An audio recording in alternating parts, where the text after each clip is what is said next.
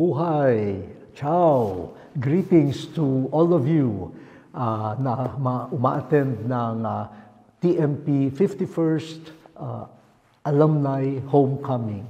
At itong taon na ito ay 50th anniversary ng tahanan, at least the 50th anniversary of the official blessing and inauguration of the house and the community. At Jubilee of Hope pa rin. So we are celebrating a lot of anniversaries na po. At nagpapasalamat ako sa ating dakilang presidente, si Father Dan Paraiso, na nag-anyaya sa akin na may kauntiring pamimilit na magbahagi sa inyo tungkol sa baliktanaw sa formation at ano yung mga posibleng mga hamon sa formation, priestly formation sa ngayon. Bagamat hindi nyo siya nakikita, kasama ko po si Father Marvin Tabion, na Vice Rector ngayon ng Colegio Filipino. So, ang isa nating alumnus ay nandito ngayon, hindi lang nagtapos siya ng pag-aaral, pero ngayon ay Vice Rector and Economus po of our Colegio Filipino. So, pag-uwi sa tahanan, so sabi po sa akin ni Father Dan, yung focus on the formation process and experience in tahanan. Looking at the past and then looking also at the present and the future. So, ang akin pong pagbabahagi is not a scientific, historical, and parang prognosis, hindi po. I will share with you most of my personal memories and also experiences. Siguro 5 puntos lang po, 5. First is a bit of history po. The Diocese of Imus already had a plan to set up a theology formation house. Kasi meron na hong minor seminary dati and philosophy called Our Lady of the Pilar. So merong plano to also have a theology formation house. Now, that plan was facilitated, in quotation marks, or rushed by the departure from San Carlos Major Seminary of some theology students. Not all of them were from Imus, but they were seminarians from different dioceses. Now, when they left San Carlos Seminary, the Holy See entrusted them to the care of Bishop Felix Perez, so that they could continue their formation and discernment. So some of them lacked only 1 year of theological studies. Some would need a few more years. So Bishop Perez took them in as part of a mandate from the Holy See. So this is an example of a crisis, a true crisis, which does not mean only a problem, but an opportunity which requires a decision. And they decided, sige, tanggapin yan. And yung plano na magkaroon ng theology seminary ay gawin na rin. So the Diocese of Imus welcomed them. The Divine Word Seminary also welcomed them as students, even those who would need only a few months to complete their theological studies. And the SVDs even offered to house them in the John the 23rd Training Center, now quite below the property of tahanan. I think it's the house for postulants right now. And this was going on while the building was being constructed. I know that there were many revisions in the plan of the building kasi may budget constraints. And there were also many influences, that determined the type of house to be built and how it would be built. The first rector then was Father June Poblete, and then came Father Chito Bernardo. The name of the building was supposed, or the formation house was supposed to have been, as far as I can remember, Our Lady of Solitude of Portabaga, a theology seminary. Kasi yung minor seminary and philosophy, Our Lady of the Pilar. And then here we have the Reina di Cavite, Our Lady of Solitude, Soledad de Portabaga.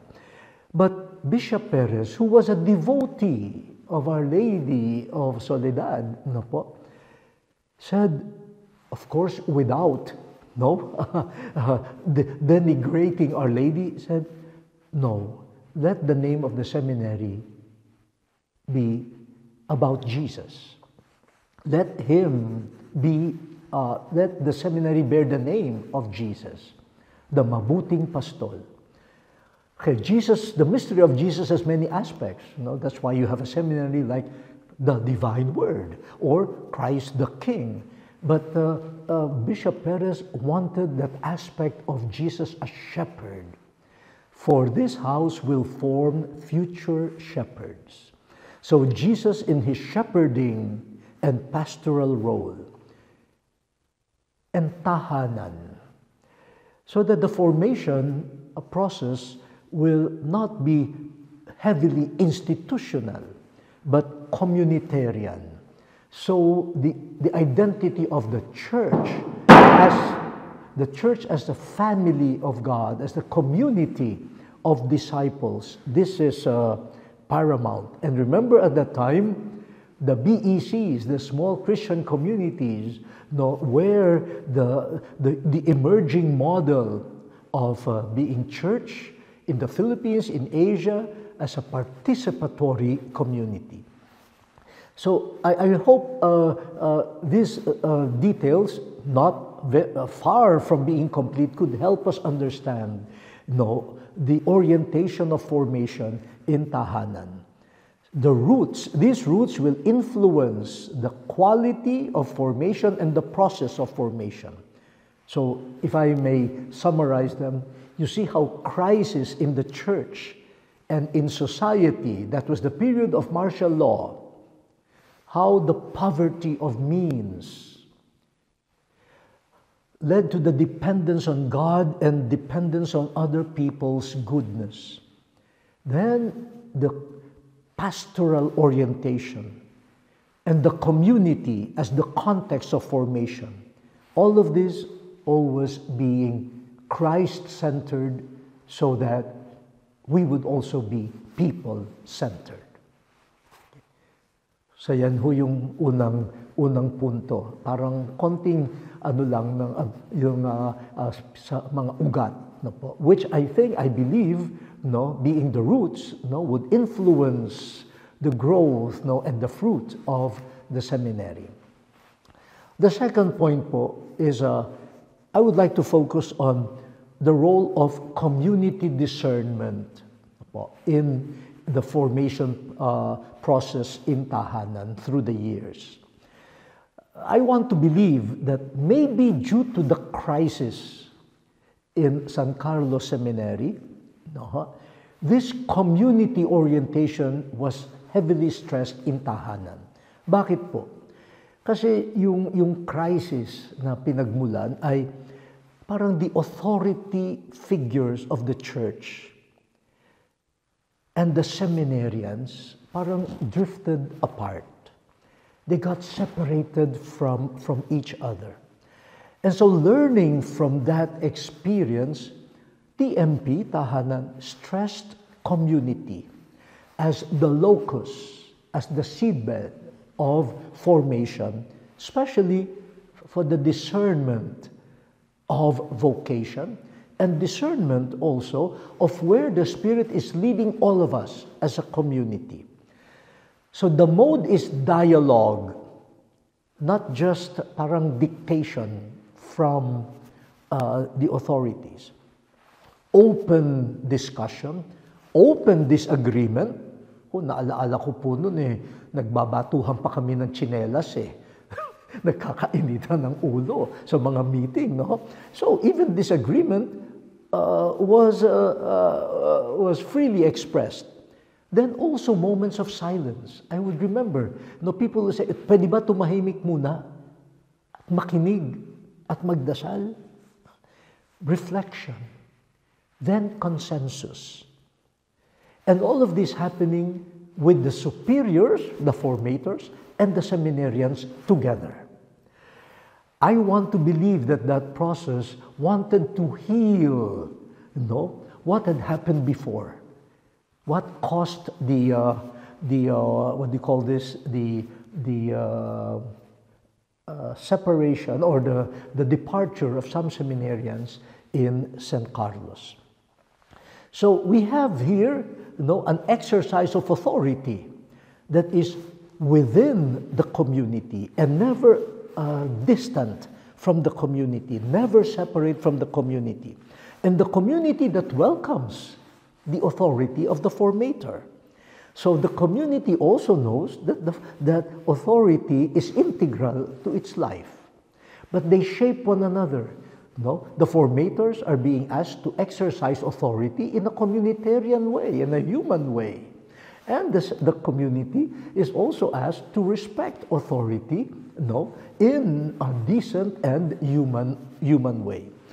And the hope is that this type of formation, would influence the seminarians when they become priests to exercise authority in the same way. Yan ang tanong ko ngayon. Yung bang nahubog sa seminaryo na nakita na ang otoridad ay laging nakadikit sa community, sa open dialogue, sa pakikipag-usap, pati disagreement hanggang makarating sa common discernment, yan ba ay ginagawa ng ating mga graduates?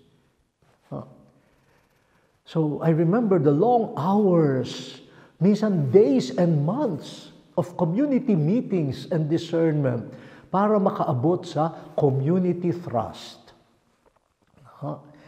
And ako natutuwa kasi now Pope Francis is calling the whole church to synodality. Pag naririnig ko nga yung paliwanag about synodality, conversations in the Spirit, yung mga what do we agree on, what we disagree on, ganyan. Ay naku, yan bahagi na noon pa ng formation sa tahanan. And part of this community process is the inclusion from the very beginning of seminarians who are not from the Diocese of Imus. I remember Bishop Felix telling me, said, ayoko ng inbreeding na parang tayo-tayo lang. This is our contribution also to other dioceses. If we have room, if we can offer them this formation, why not? And it builds also ties of friendship, between priests coming from different seminaries, different dioceses. So the community experience in tahanan has tentacles, Meron niyang may mga galamay, sa labas ng Tagaytay. And even the formators, I remember Father Boy Macabenta, from Infanta, also serving as a formator in tahanan.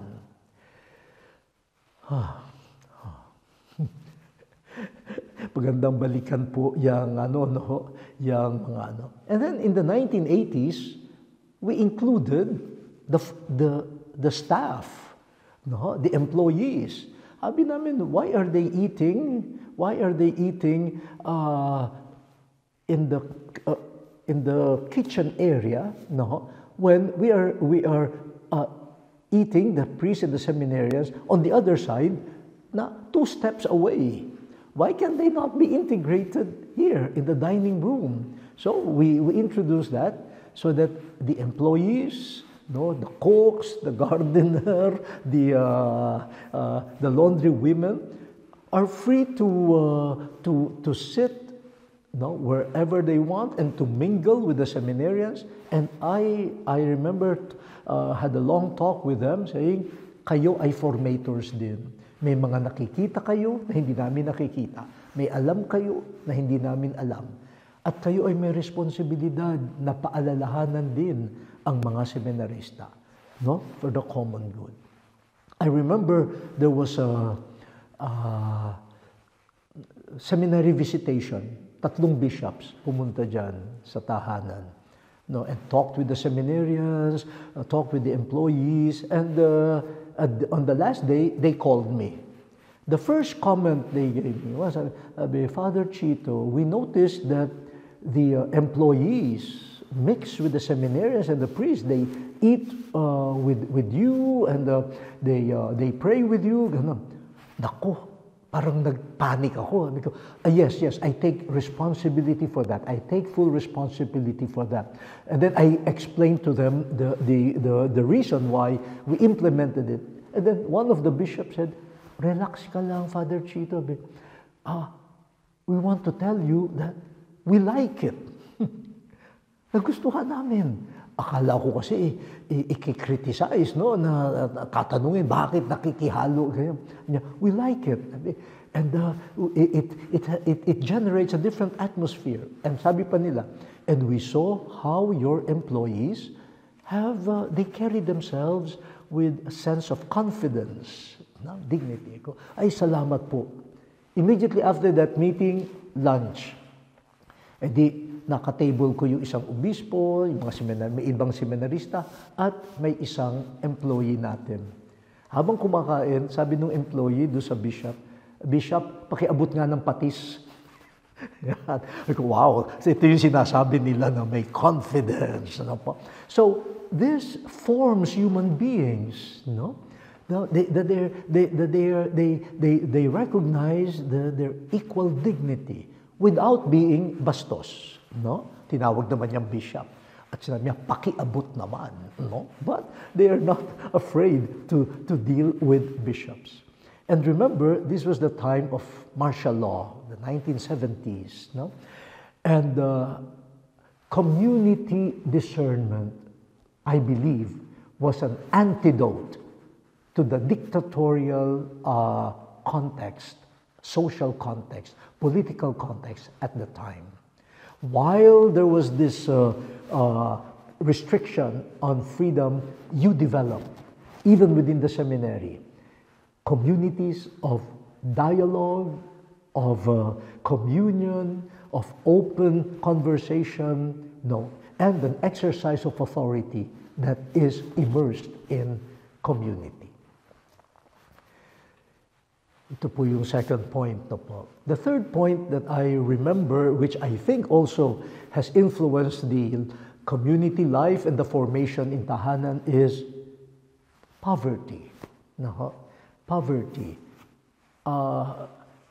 We did not have much of resources at the time, no? But poverty was formative. That's why even in our community hymn, no? Katarungan, kababaan, no po. Payak na pamumuhay. I was already a seminarian in San Jose Seminary, no, when tahanan started, the construction and everything. I remember there was a summer when we were not sent to a particular parish for summer apostolate. No, all the seminarians of the Diocese of Imus, even those studying or being formed outside of tahanan, we went from parish to parish, knocking from house to house, to inform people about this theology formation house of the diocese, and then to ask also for some help. We were that poor. The diocese was that poor. We really begged, from house to house for prayers and also for financial support.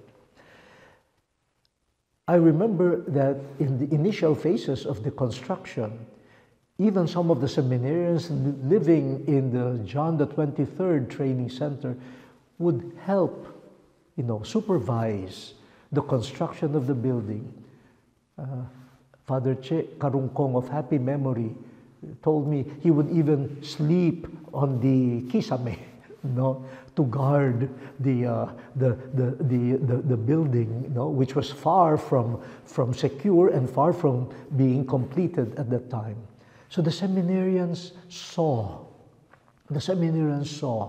at the time, during the beginnings, how the diocese lacked material resources on that.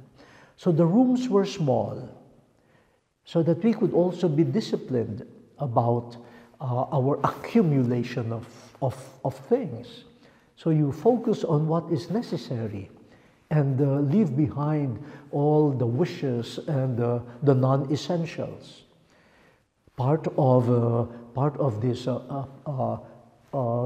acceptance of the poverty and the simplicity of life that it demands is everyone participated in doing the daily household chores, dishwashing. We didn't have a dishwashing machine at the time, and the RGS sisters taught the seminarians, a system of washing dishes. The gardening, we also took care of goats.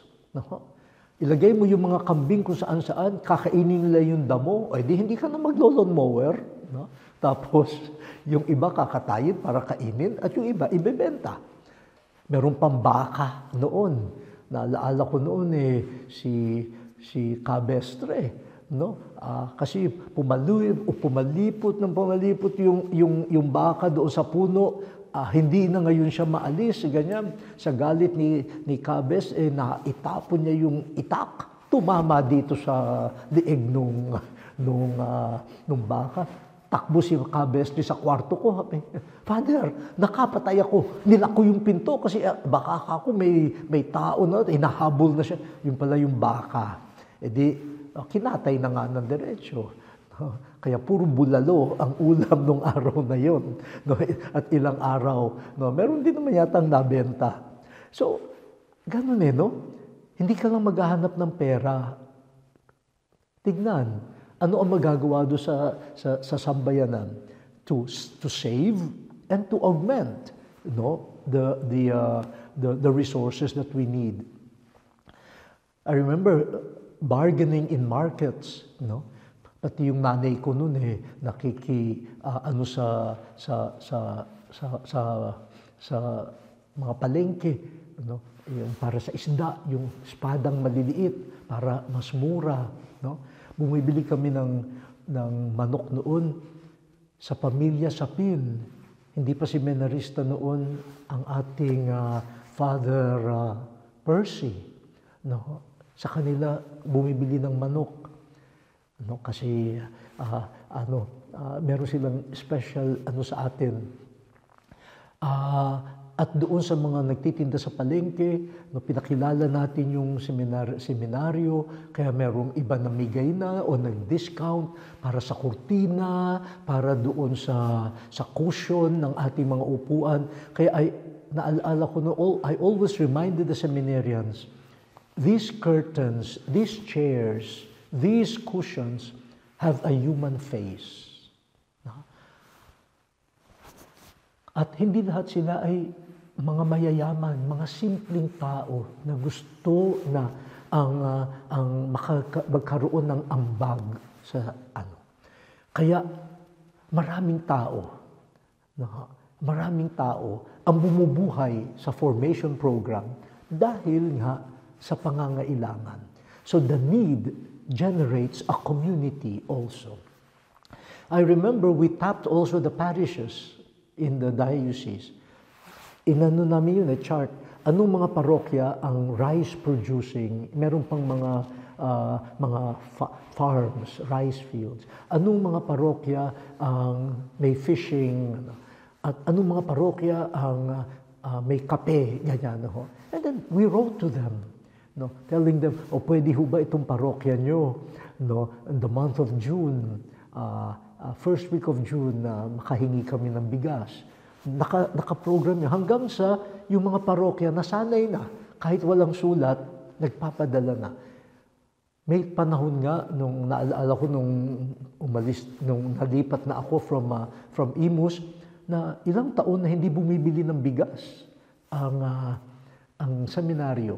Kasi suportado ng mga tao according to their produce, the fruits of the earth and work of human hands, ibibigay sa seminaryo. Isda, dried fish, kape, at nakakatuwa, may mga ibang alumni natin na kapag piyesta sa parokya nila, tinutuloy nila yan. Na sa tuwing nobena, sabi nila, ang parokya natin tuwing nobena, 9 na araw. Bukod sa panalangin, magdala kayo ng offering para sa seminaryo. No? Bawa, corned beef. O yung iba, kape. Kaya pagkatapos ng isang jeepney na nagde-deliver sa seminaryo, na ganyan. No, so, nagtuloy-tuloy yan. Now, maganda kasi ang community ay may papel. Ayon sa kanilang kakayahan at ayon sa binigay ng Diyos sa kanila sa dagat, sa lupa at gawa ng kanilang kamay. So, the parishes would say, we have a share in the formation of the future priests.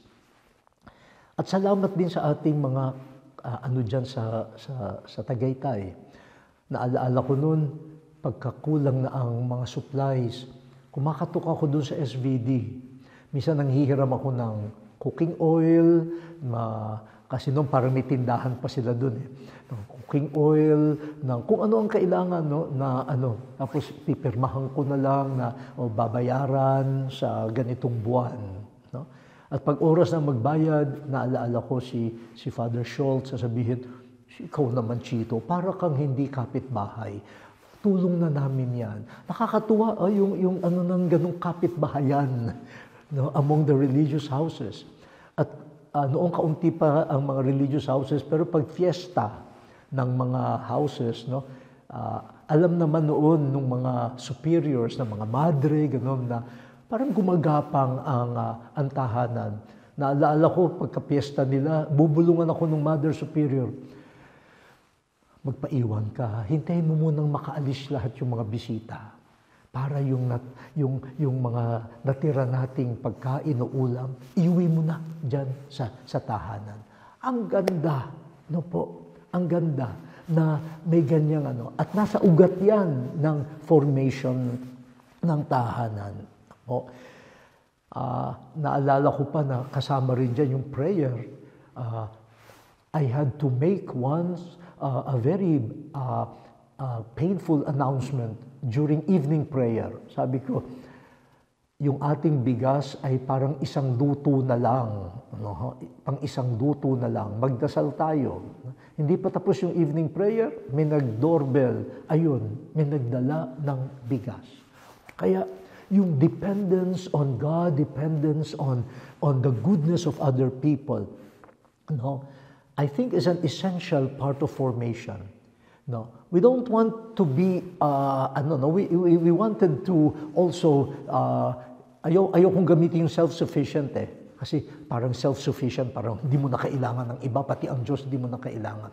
You want to provide also for yourselves, But, wag sanang yumabang na yung to the point na kaya na namin ito. I think that poverty, which was translated into simplicity of life, leads to kababaang loob, humility. We really need God.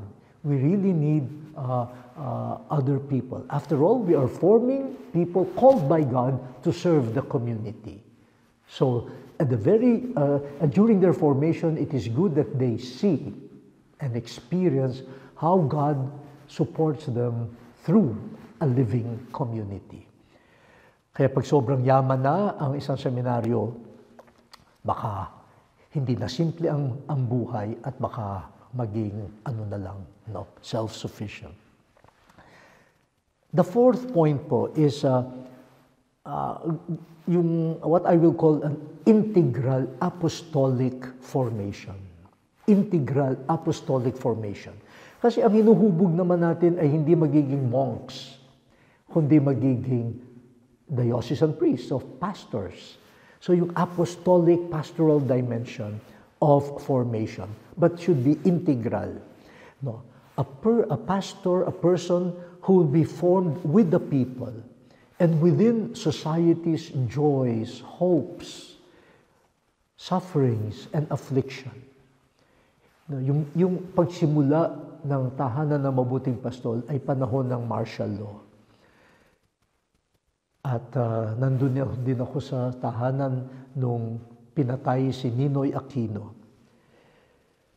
So the community participated in many of the prayer vigils, the marches, no po.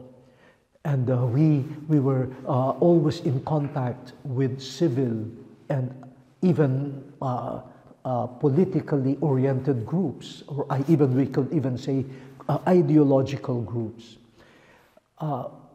Formation should not shield the seminarians and future pastors from the realities of life. But we also have to see how we will participate. We should form them in reading the signs of the times from the perspective of the faith, to discern what the Spirit is asking of us, and to act as disciples of Jesus, always guided by the gospel, the social teachings of the church, and to act and to respond not as ideologues. Pero nung panahon na yon, talagang mainit yan. No? Kasi iba-ibang ideological persuasion na nakapasok sa community. No po. At bahagi yan ng aming mga pag-uusap. No po. At bilang formator, hindi yung tama na yung pakikibaka sa mga tao. Hindi. It will not form. At ayaw ko yun kasi magtatago eh. So pag-usapan natin. So tuloy ang immersion with the youth, lalo na sa Mendez no, na coffee farmers, ganyan, sa mga barrios na malalayo. Tapos pati during the pastoral year, exposures in Mindanao, among the Lumads there, no, and indigenous peoples, no, the laborers, pati yung mga nagre-regency, no, na makapasok sila sa mundo ng mga menial workers para alam nila ganito pala ang karanasan ng mga janitor, ganito pala ang patakbo ng mga business establishments, no? Kaya sa PY Pastoral Year naanuhan yan. So naalala ko hindi lang Benefactors Day, no? Meron din tayong Apostolate Day, para yung ating mga collaborators in the apostolic formation of seminarians would come together and experience their role in the formation of seminarians. So may family day, may Benefactors Day, at may Apostolic Day. Naaalala ko po sa isang discernment na nakita natin na lalo na kasi nung pagkapatay kay Ninoy, nung umuwi mula sa Amerika si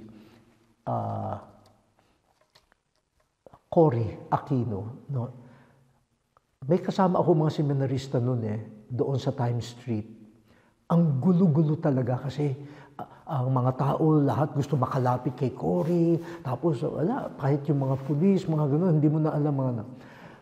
And I don't know who, but someone had the bright idea to start singing Pananagutan. At nung kinanta na yung Pananagutan, parang kumalma yung mga tao. Yung message, yung mensahe ng kanta, tumimo at nagkaroon ng kaayusan. At nakapasok si Cory. Naalala ko, dahil doon sa karanasan na yan, nagkaroon ng usapin kami doon sa pagbalik sa community. Tingnan nyo, yung power of music, liturgical songs, especially based on the scriptures, at yung mga kanta na nagbibigay din ng isang orientation on how to behave, no, as communities, as neighbors, may power eh. Kahit na may sigaw na sigaw, kaayusan po, kaayusan po. Pero yung kanta, kaya doon din nagbunga. Ano kaya kung ang tahanan makagawa ng mga kanta na magagamit sa misa, pero magagamit din para sa conscientization. No? At ayun nga, yung mga unang kanta ng ating community. Tumulong naman si Father Ontiveros para ayusin yun, nagkaroon pa ng recording. Hindi lamang po yan para magkaroon ng musical output ang tahanan. Meron po yung connection sa conscientization at evangelization. Pero hindi siyempre magiging kumpleto ang apostolic formation kung wala yung human and spiritual formation. Kasi ang hinuhubog mong pastor ay tao. At tao na tinatawag ng Panginoon. At salamat kina Father Sharky Brown, salamat kina Father Dan, na dumaan sa training sa Emmaus Center. Ayan, unti-unti na nabuo yung spirituality here with all the possible helps and tools for seminarians to discover their humanity, understanding and accepting humanity. It's a key to allowing the Holy Spirit to work in us. So yung self-knowledge, not only through the tools, siyempre tumutulong yung mga tools, but through personal relationships, through community interaction, and through pastoral involvement. Kaya the crucial role of spiritual directors, of counselors, rectors' interviews, lahat po yan ay napakahalaga para makilala ng bawat seminarista ang kanyang pagkatao. At sabi nga natin, grace builds on nature. So doon sa pagkatao na yun, makikita niya kung paano kumikilos ang biyaya o ang grasya ng Panginoon. Marami tayong naging partners dyan. Naalaala natin na sina Sister Tentay sa CPE, yung Emmaus nga sa iba-ibang mga human, anong tawag doon? Basta, nakalimutan ko na yung mga pangalan. But they're all part also of an integral. Pero naalaala ko rin, may panahon na tanghalian ba o hapunan, doon sa mga ka-table kong seminarista, ganito ang mga reaction sabi, ayan, lumalabas na naman ang numero 9 mo sa Enneagram, ganyan. Sagot naman nung isa, ikaw nga, kanina pa yung pagka-tres mo, labas na labas. Tapos, hindi ako nakikinig lang. Tapos sabi nung isa, si Father Father Chito, ano kayang number niyan sa Enneagram? Nag-react ako. Huwag niyo akong gagawing numero, ha? Ganyan. Tao ako, hindi ako numero. Pero minsan, it disturbed me, so I consulted him with Emmaus. Sabi ko, ano ba ito? And then I remember one of them came and then stayed for 2 or 3 days to just one.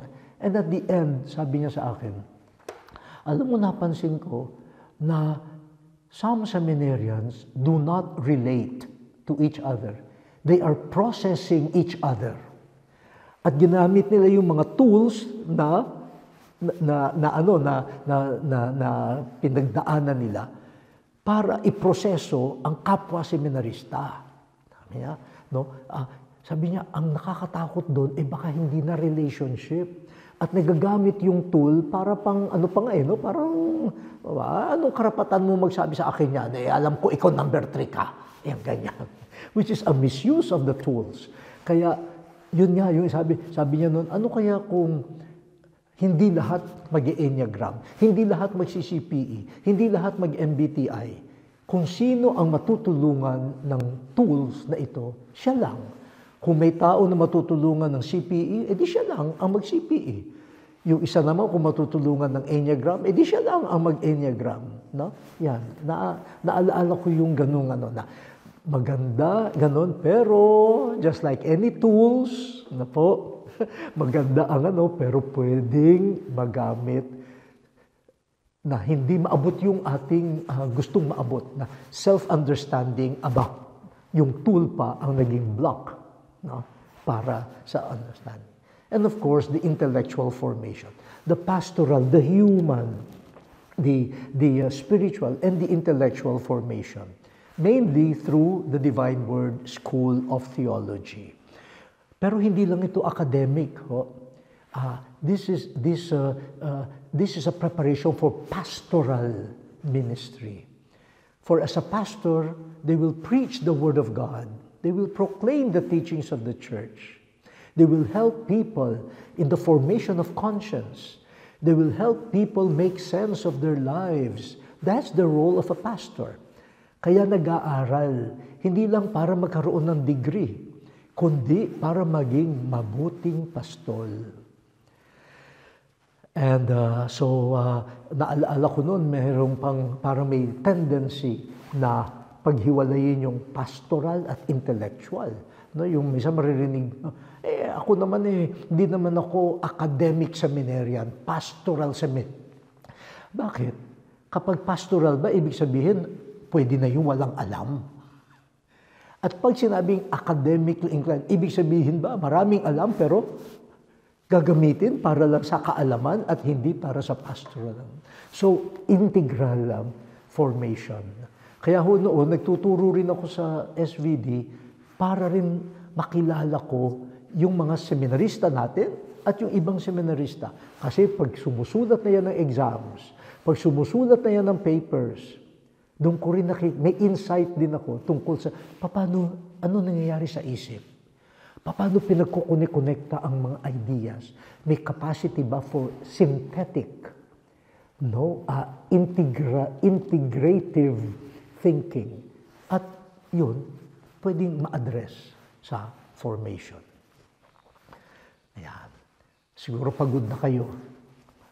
Huli na po ito. Ano yung mga nakikita nating posibleng hamon sa ngayon? Ako, nasabi ko na yung mga fundamentals of formation in tahanan, I think are still valid na po.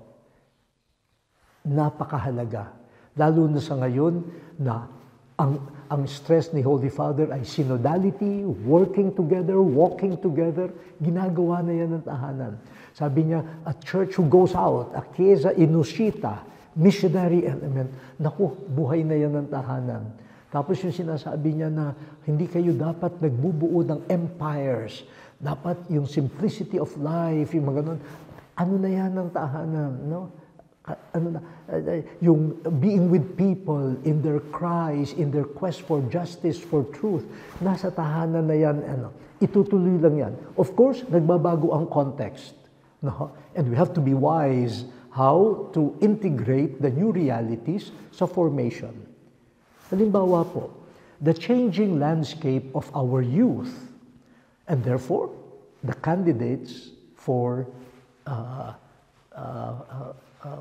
priesthood. Kailangan kilalanin natin.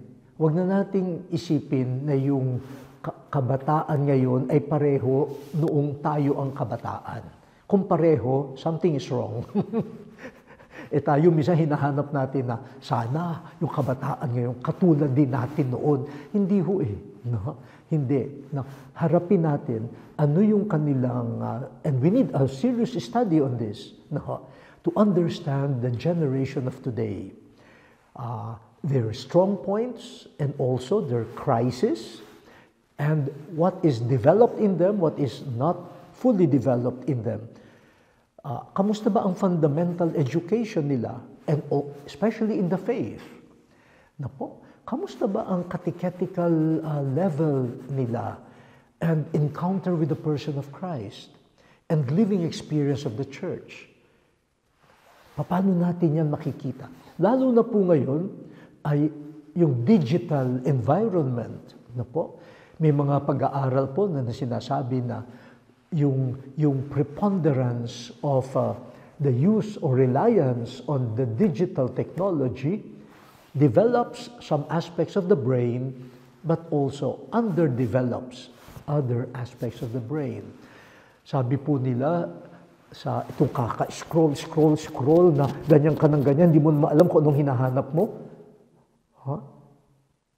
Humihina ang critical analysis, critical thinking, humihina ang empathy, at ang buhay, hindi alam ang gusto. Basta, tingin lang muna tayo, tingin lang ng tingin, tapos kapag tigil, and then, pag hindi gusto, what is the impact on that, of that,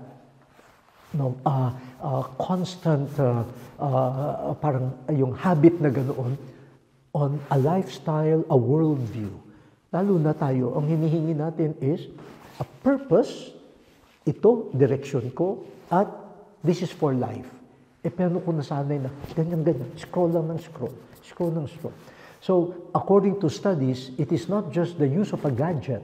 The use of a gadget changes even our physical structure of the brain. Isang yan sa hindi lang sa seminary, pati sa iba rin ating activities involving the youth and the not so young anymore. Kasi hindi lang naman yung youth ang influensyado ng digital, the digital world. Lahat po tayo ay nasa digital world na, at yung digital world pumasok na po sa bawat isa sa atin. So we need to understand that. The second is, kanina medyo nasabi ko na, we need the human, social, psychological tools to help us understand our humanity. Ang suggestion ko lang po is we have to check the anthropology behind the tools that we are using. Kasi some of the tools that we are using are mainly from the West. And they may have a view of a leader which might dismiss some of our cultural traits, which for us might be important for a leader. Kasi I discovered some of the tools that we use are being used by business people to find good managers. But we are not looking for managers. We are looking for pastors. So, yung mga tools are important. Please make sure that you know the background of these tools. Ang isa pa pong nakikita kong challenge is, for tahanan and for the church at large, how do we maintain simplicity? Simplicity, humility in our exercise of authority and in our lifestyle. Lalo na po ngayon na ako'y umiikot, I see that in places or countries where the church used to have a lot of authority, influence, in society and culture, and even a lot of financial or economic wealth, ngayon po, doon bumabagsak. May resentment ang mga tao. May resentment. Especially when people see the distance between their struggles in life, even just to find water or food to eat. And then they find church institutions and leaders, parang speaking words of appeals to justice and everything, but in reality, in their life, hindi naman ganon. So, how do there is an evangelical, missionary, bawa dito po sa Europe, hindi naman sila nagkukulang ng mga ang gaganda na mga simbahan and everything. Pero hindi na yun na masyadong hinahanap ng mga tao. Minsan na iskandalo na sila rin. So, minsan, mas pa nila na, sige, meron decent, simple, but a community that is alive. So how do we, yes, maintain what we have, but at the same time not lose this simplicity in order to keep the trust of people in the church. And finally po, siguro we can appeal to all the alumni, even those who are not priests, but especially to the priests and the bishops. We are the main vocation promoters. Kahit na merong mga vocation promotion seminars or programs or committee, ganyan, sa bandang huli po, bawat pare ay dapat vocation promoter. By our ministry, by our person, by our relationships, and our capacity to inspire people, we will be promoting or not promoting vocations. Our closeness to people in a human, simple, spiritual way, through our compassion, our being accessible, our being reachable, our sincerity. This is how young and not so young people somehow get this communication from above. They might say, wow, can I be like him? What is the secret of this person? Why is he selfless? Why is he doing this? So sana po, hindi lang yung seminary, kundi ang tayong lahat at pati yung mga pamilya natin ay maging promoters of pastoral, the calling to pastoral ministry. Marami pa po sana pwedeng pag-usapan, pero ito na muna po. At marami naman siguro kayong maidadagdag. So please enjoy the alumni homecoming, the gathering, pag-uwi sa tahanan, at tapos ng homecoming, dala-dala pa rin ang tahanan sa ating buhay. Pagpalain po kayo ng Panginoon. God bless.